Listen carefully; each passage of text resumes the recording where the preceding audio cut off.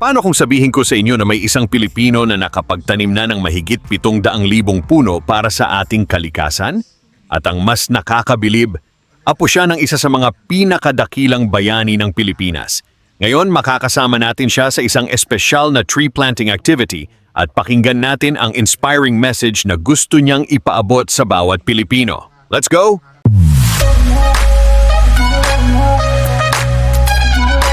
What's up, mga ka-JSD? Welcome back sa panibagong vlog.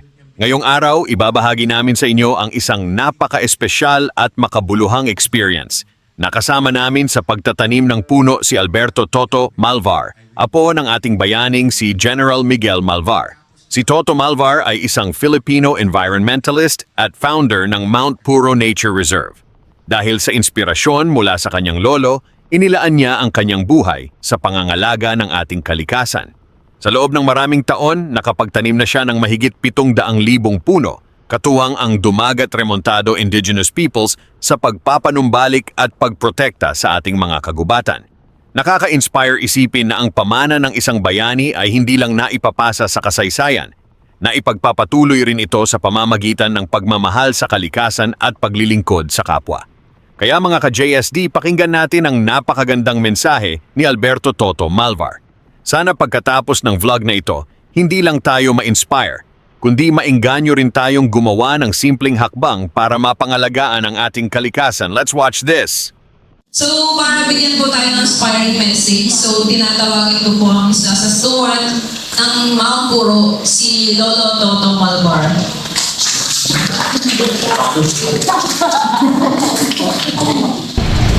Nasa itaas din, yung nanay ko, sinabihan talaga ako. No? Pag anak, pagtanda mo, magtanim ka ng puno para hindi magbabaha. So yun. Tapos, malaking bagay din sa akin, yung aking lolo. Ang lolo ko yung si General Miguel Malvar. No? Siya ang father of reforestation. So yung dalawang yun, nanay ko at saka lolo ko, pumasok ako. Pero siyempre, nalimutan ko na yung sinabi ng lolo ko at saka sinabi ng nanay ko. Noong 1988, nakatayo ako sa isang burol dyan, Tapo Pahil, nakatingin ako sa malayo, tapos nakarinig ako ng tatlong salita. Pangarap, pag-asa, kasama. Binigyan ako ng pangarap, ibalik mo ang kalikasan, ibalik mo para hindi na magbabaha. Yun. Noon, katatapos lang ng EDSA Revolution. Yung EDSA Revolution, wala kaming pera, wala kaming baril, wala kaming lahat. 80 yun, pre. 1884? Just because of people power, natanggal natin yung diktador. Nakatayo ko sa bundok, sabi ko, we can use that same people power to bring back God's creation. So, ano na, one big fight ng people power. So, pangarap, pag-asa. Nung nakatayo ako doon, 7 na po ang anak ko. No? 7 na ang anak ko. So, tarinig ko yung pangarap na binigay, sabi ko, Panginoon, paano ko magagawa yan? 7 na anak ko, lahat yan mag-aaral. Ang sunod niyang binigay, pag-asa. Yun. So, kumanta na ako sa bundok. Ang una kong kalaban ho ay hindi komunidad. Hindi ko lang kinuwento dito. Unang kalaban ko noon, asawa ko. Sabi ng asawa ko, nasisira na ba ulo mo? 7 anak natin, paano natin paaaralin? Sabi ko, hindi ko alam kung paano natin paaaralin.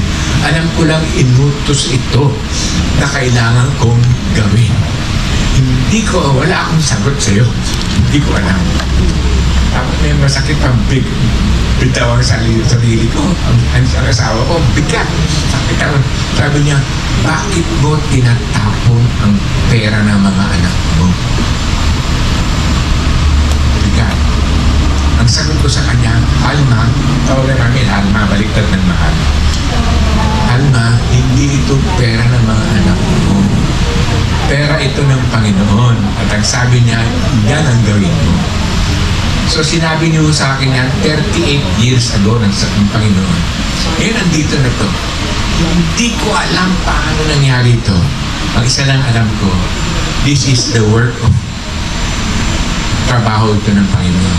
Sumunod lang ako kayo din sa pagpunta nyo dito, sumunod lang kayo.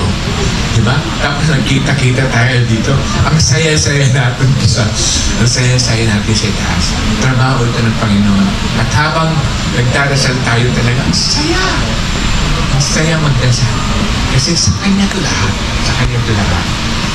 Salamat sa pagpunta nyo. Alam ko, gumising kayo ng maaga. Ang galing nyo. Ano? Yung iba wala pa natutulog. At saka isa, sino dito, pang-apat na taon na natin to. No?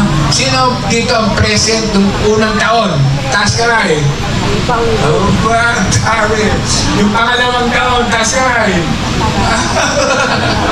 Pangatlong taon. Hindi, pang-apat na taon. Okay, mas marami, 4 na taon. Okay. Sino yung nandito nung una, pangalawa, pangatlo, pang-apat? Tayo!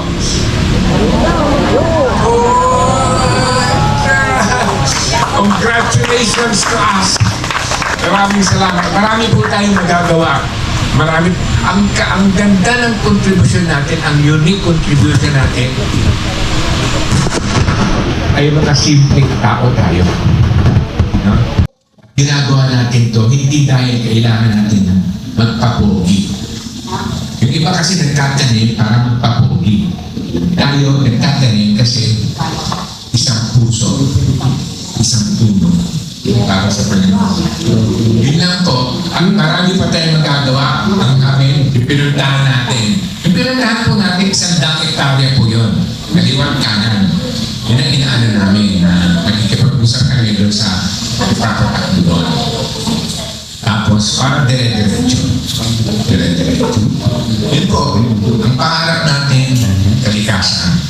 God need your people. So yun po, maraming po salamat sa inyo.